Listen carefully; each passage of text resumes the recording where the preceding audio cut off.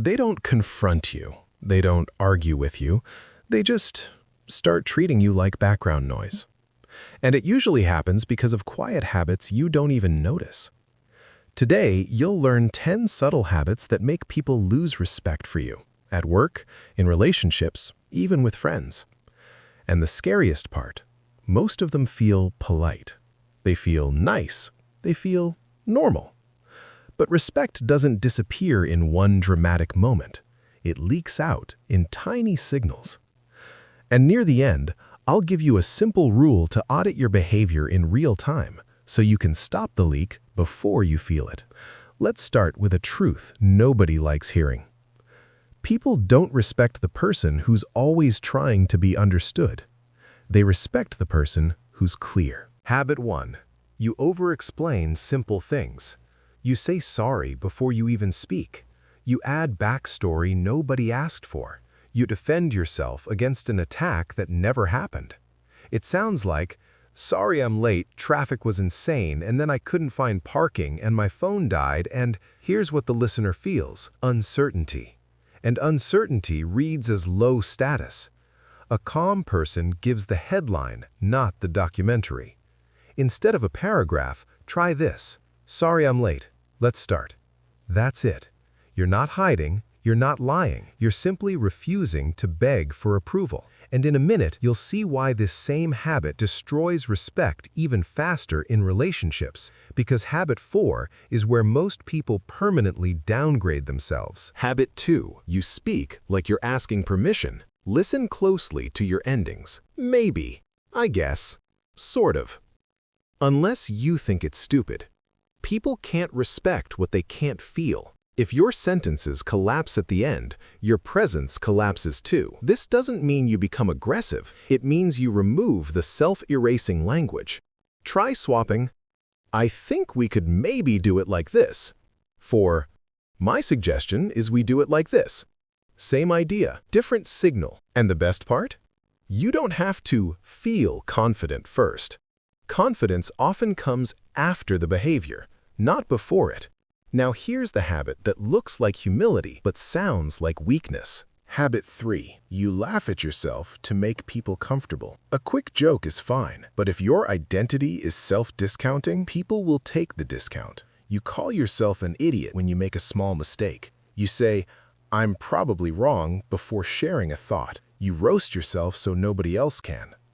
It feels safe because it prevents rejection, but your brain is training the room how to label you. If you want respect, keep humor, remove self-destruction. Replace, "I'm so stupid I forgot," with, "My mistake, fixed." That tiny shift tells people you're stable, you're accountable, you're not fragile. And now, the habit that quietly kills attraction, leadership, and even friendships. Habit 4. You chase closure when someone pulls away. This one is brutal because it feels like love. Someone replies slower, their tone changes, they cancel plans, and you react with pressure disguised as communication. "Hey, are we okay? Did I do something? Please just tell me what's wrong." Sometimes that's valid, but if it becomes your reflex, you teach people a dangerous lesson. If I withdraw, you panic, and the person who panics loses power. Respect requires emotional self-control. The alternative isn't coldness, it's composure. Try this instead. "Seems like something's off. If you want to talk, I'm here." Then stop. No second message, no interrogation, no emotional chasing, because attention is valuable, and the person who gives it away to calm their anxiety gets priced lower. Keep watching, because habit 7 is the one that makes people feel they can interrupt your life whenever they want. But first, habit 5. You say yes when your body is saying no. Every time you agree to something you resent, you lose self-respect. And people feel that, whether they admit it or not. You take calls you don't want. You accept favors that become obligations. You commit to plans you already know you'll regret. Then you show up irritated, tired, passive-aggressive. People don't respect the nice person who secretly hates them. They respect the honest person with clean boundaries. So upgrade your yes. Make your yes rare, make it real. And use a simple no that doesn't invite negotiation. "I can't." "Not this time." "I'm not available." No essay, No apology tour, which leads to a habit that looks harmless but positions you underneath everyone. Habit 6. You apologize for existing, not for mistakes, for space. You apologize when you ask a question. You apologize when you need help. You apologize when you remind someone of what they promised. Sorry to bother you. Sorry, just checking. Sorry, one more thing. A person with self-respect doesn't treat their needs like a crime. Try replacing the apology with gratitude. Instead of sorry to bother you, say thanks for your time. Instead of sorry for the reminder, say just following up. It's a small edit that changes the entire vibe, from guilt to professionalism.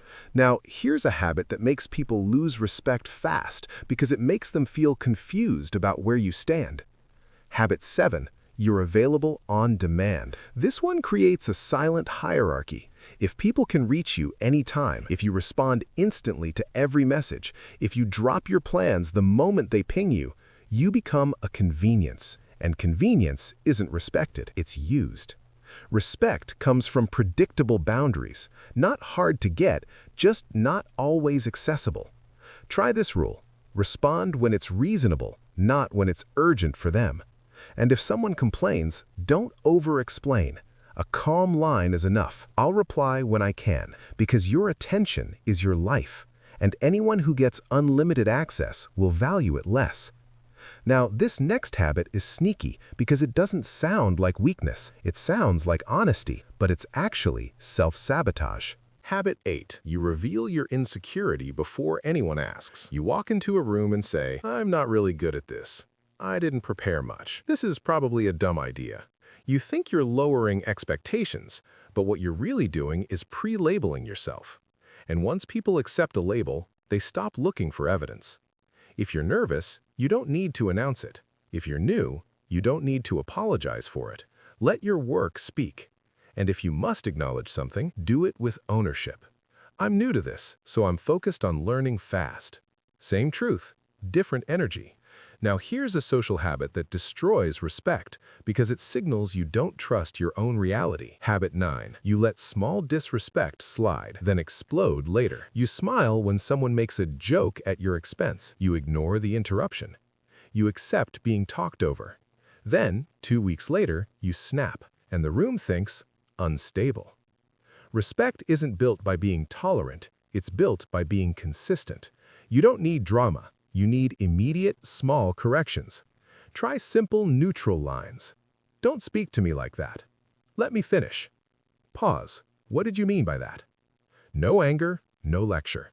Just a boundary, delivered in a calm tone, because calm boundaries are the loudest form of confidence. And now, the last habit. This is the one almost nobody notices in themselves, because it hides behind being agreeable, but it changes how people rank you in seconds.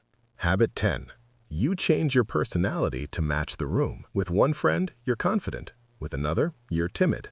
At work, you become a different person. You mirror people so well that you disappear, and people don't respect what they can't locate. This doesn't mean you become rigid. It means you stop shape-shifting out of fear. Here's a simple test. Can people predict your standards? Do you always show up on time, or do you bend for certain people? Do you always speak clearly, or only when you feel safe? Do you always protect your boundaries, or only when you're already angry? When your standards are stable, respect becomes stable. And when your standards change with the room, people assume you can be moved. The rule that fixes most of this. Here's the rule to remember. If your behavior is designed to prevent rejection, it usually costs respect. Over-explaining prevents rejection. Chasing closure prevents rejection. Instant replies prevent rejection. Self-discounting humor prevents rejection. But respect isn't given to the person who avoids discomfort. It's given to the person who can handle discomfort without collapsing. So do this tonight. Pick 2 habits from this list that hit you the hardest, not 10, 2. And for the next 7 days, replace them with one clean behavior. Replace over-explaining with a headline. Replace permission speech with a clear statement. Replace chasing with calm availability. Replace apologizing with gratitude. Replace shape-shifting with stable standards. You'll notice something weird. People won't suddenly like you more. They'll treat you as if you weigh more. And that's what respect is. If you want, the next video can go deeper into the phrases to shut down disrespect without sounding aggressive, because there are a few lines that instantly change the power dynamic, even with family. But for now, remember, respect doesn't vanish loudly, it leaks quietly.